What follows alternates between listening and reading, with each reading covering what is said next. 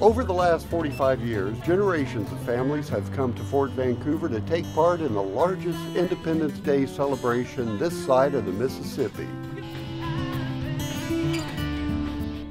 Most come to let their hair down, have fun, and watch the action. While 4th of July revelers await nightfall, behind the scenes a committed group of staff and volunteers dedicate their time to make sure this 4-decade-long tradition lives on.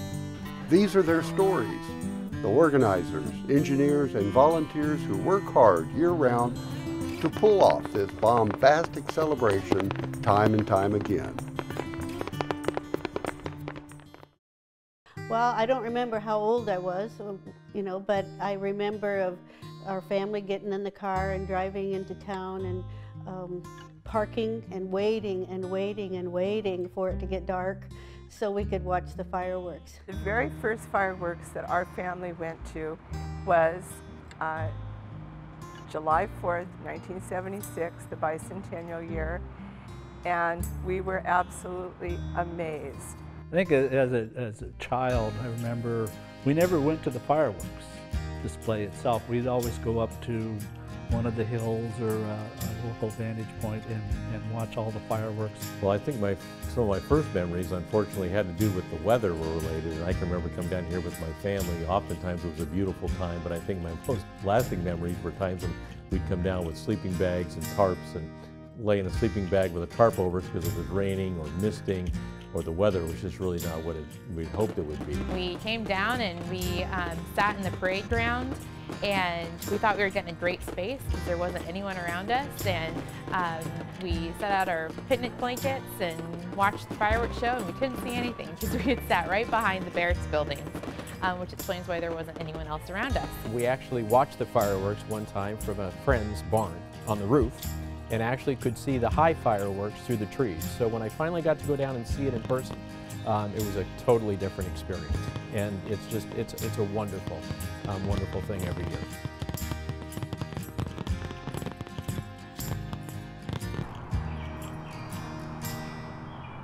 At the time, the 4th of July here, in terms of the celebration and the production of the event, was really under the auspices of the 4th of July Committee.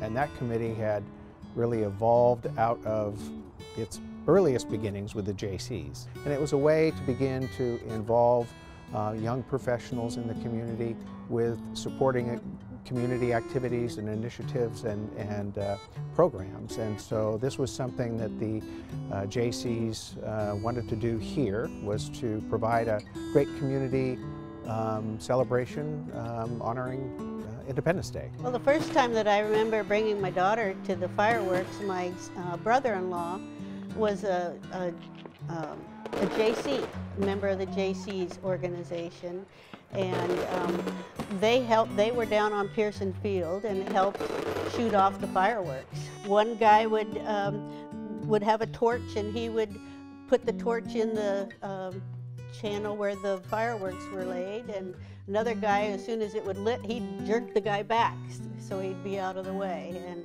it was very, very loud. Well, I found out shortly after we moved to Vancouver that the person who built the house next door to us was Jim Bubba Larson. He was a volunteer pyrotechnician for the fireworks celebration for many, many, many, many, many years. I think, like so many in this community, there's a core group of people that just, were born and raised in Vancouver. Vancouver meant everything to them. They loved, putting on the show for the community, and we'd get numbers 50, 60,000 people down here at one time. And I think he just found it just so rewarding to look out across the crowd and see what he had created. And it really was a labor of love because he worked on it all year long. I mean, it wasn't just, start in May and put the show on in July. He and I'd take trips in the fall to go find talent to play here. We were working with vendors, we were working with sponsors all year long to put the show on. In the old days, I am told, lighting fireworks off was done where it is done now, because it was done on site, then it moved out to a barge, now it's back on site. And in the old days, Jim would be out there with the JCs and fireworks set up, and they'd be out there with with flares and buckets of water and literally lighting off the fireworks by hand. I met Jim Larson the day he was born in 1943. The days that Jimmy ran it, he built every stand himself physically, all year round. Then set them up. Negotiated all the sales with the fireworks people. And literally made sure that there'd be no charge at the gate. To Jim's credit, although sometimes you'd shake your head not sure how it ever came off, he made it happen. It was with the help of a lot of other people, don't get me wrong, but Jim was kind of the orchestrator of what would happen, and he'd work with the fire marshal to get licenses taken care of. He'd work with the firework vendors to help get the fireworks purchased, and we stored them at a hangar down at Pearson Air Museum. He helped with the distribution of that stuff. He was kind of the jack of all trades type thing. Jim actually was still okay before the cancer set in with the fireworks. But shortly after that, cancer, chemo, radiation, and Jim was going down, then came back. He was always concerned he was going to lose his hair, and he didn't. But then it came back twice as white and as thick, and looked great for a while, then hit him again. I was holding his hand the day he died.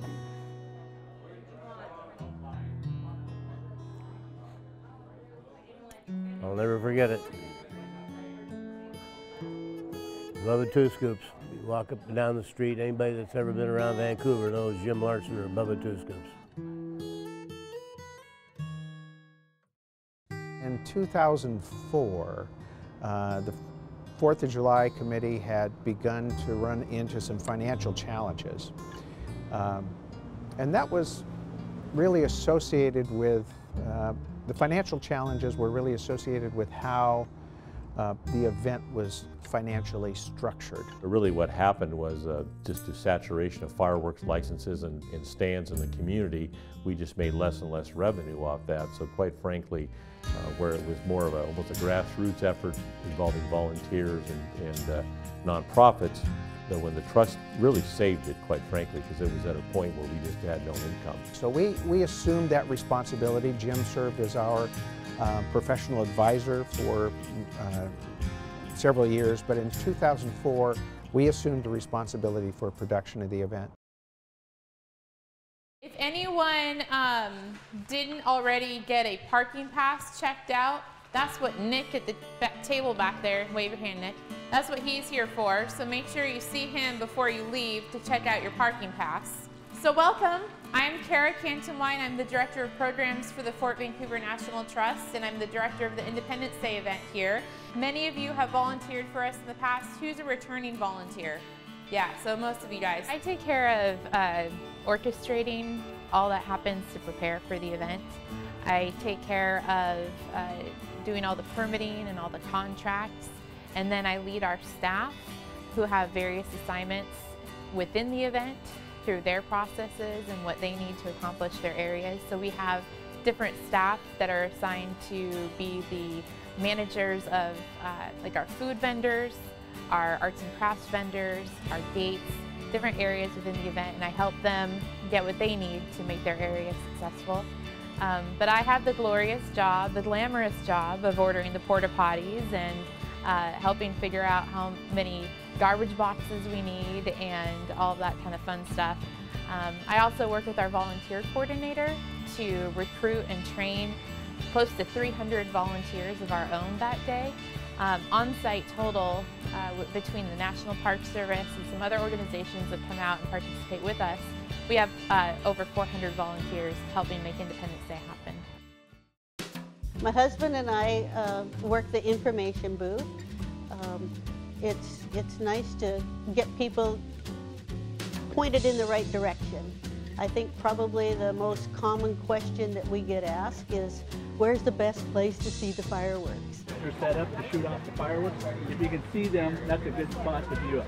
Try not to get behind a tree. It usually goes pretty darn good because she's kind of a more detailed person, and I'm kind of a more general person. So if people can't get a question answered from me, well, Doris can most certainly answer it and tell them exactly where they need to go. We went to high school, junior high and high school together, and then, you know, we left town when we got out of high school, and about 10 years later, we both happened to move back to Vancouver, and the rest is history, I guess you'd say. I used to eat a lot of corn dogs when I was a bachelor and stuff, so Doris made me cut down on the numbers. So I vowed I'd only have one corn dog a year, and that would be on the 4th of July. I would go down to the vendors at one of them, it didn't matter which one, and get my annual corn dog.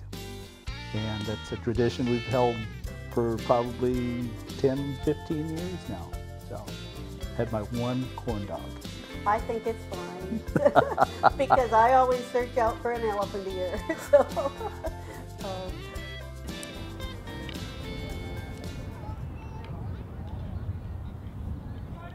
I have two favorite parts of the day. One, of course, is the fireworks show itself. My second favorite is the Sing Forth competition. We call it the Sing Forth Teen Vocal Competition, and it's all Clark County High School students. They go through a rigorous audition process that happens in May, and then they get the top 10 selected from that, get to perform on the Vancouver Toyota main stage at the event. And it's really fun to see them actually perform the piece that they did at the audition on the big stage, and how they made that performance happen is really inspiring, that they're so young and very talented.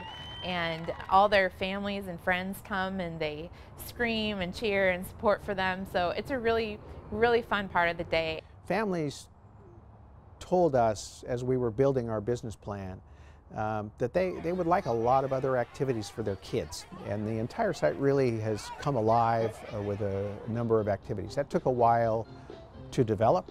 And so families began to come to know that it was not just the highlight of the fireworks at the end of the day, but there were a lot of things that kids could do, a lot of things that family could do to really enjoy the site during the entire course of the day. Around 7:30 or so our crew arrives. We normally have somewhere around 15 to 25. We're actually a little short this time. We had one of our gentlemen fall ill yesterday and can't come. The shells arrive around 8 o'clock, and the first thing we do is start unpacking them. And we have a safety meeting, and then we start getting them placed. So we'll spend several hours just getting the shells loaded in the mortar tubes. Then once those are done, we'll start wiring it to the computer system. And once that's all complete, then we'll test it and verify it's all working. And then we sit back, and hopefully we have time to sit back and rest for a little bit before the show. We're very thankful to be able to work with Western Display Fireworks. They're the company that supplies our fireworks for the display. They're a family-owned and operated business, and they've been doing the fireworks, I think, for as long as the show has been in existence. In the background, you might notice that they're putting the shells in the ground, or in the tubes. And the shells are, when we shoot multiple shells, they're all connected with what's called quick match. And the quick match there is, you can kind of see it's blue on some of them. And that burns 60 feet a second. So we'll have an electric match connected to that group. And when the computer fires it, it will fire all of those that are all connected together at once. They spend the spring choreographing a fireworks display to the music we've selected. And so what we end up happening is a very special show that is just incredible to watch. And actually last year, youngest daughter and a friend actually were on stage when we launched the fireworks. There was a plunger that we pushed down to get it started, and she thought that was the greatest thing in the world. Both of them did. They were on TV kind of at the opening part, and then as soon as it was perfectly timed, when that plunger went down, the first was launched into the air, so it was great. 5, 4, 3, 2, 1. Happy 4th of July!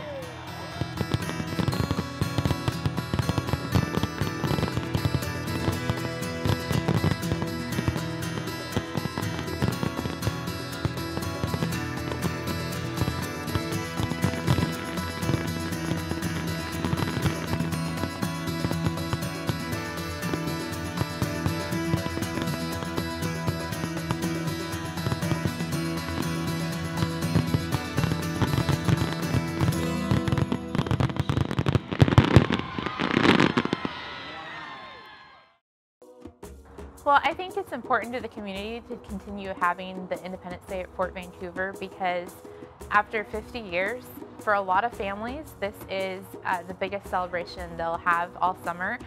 It's become a place for family reunions.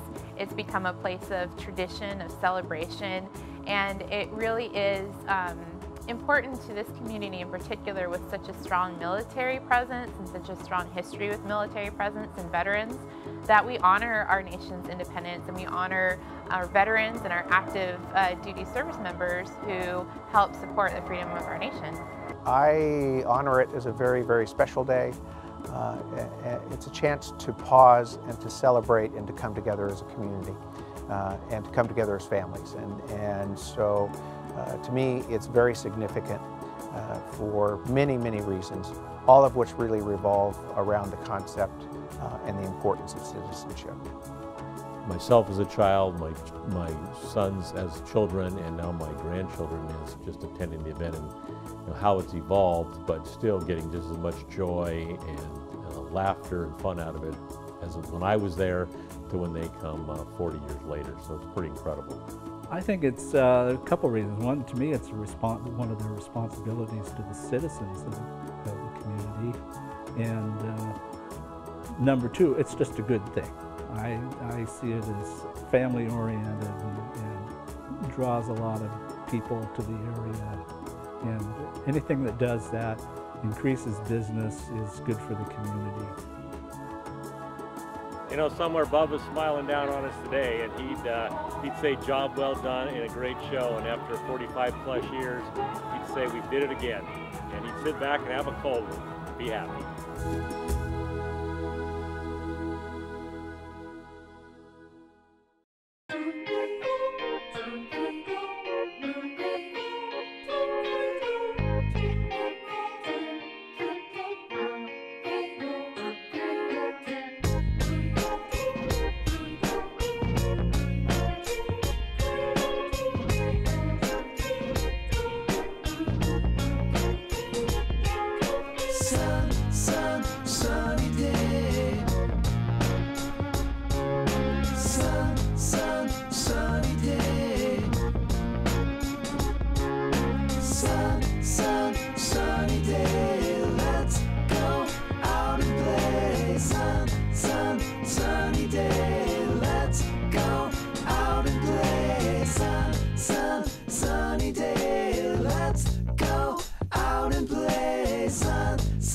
Sunny day, let's go out and play. Let's play, let's play.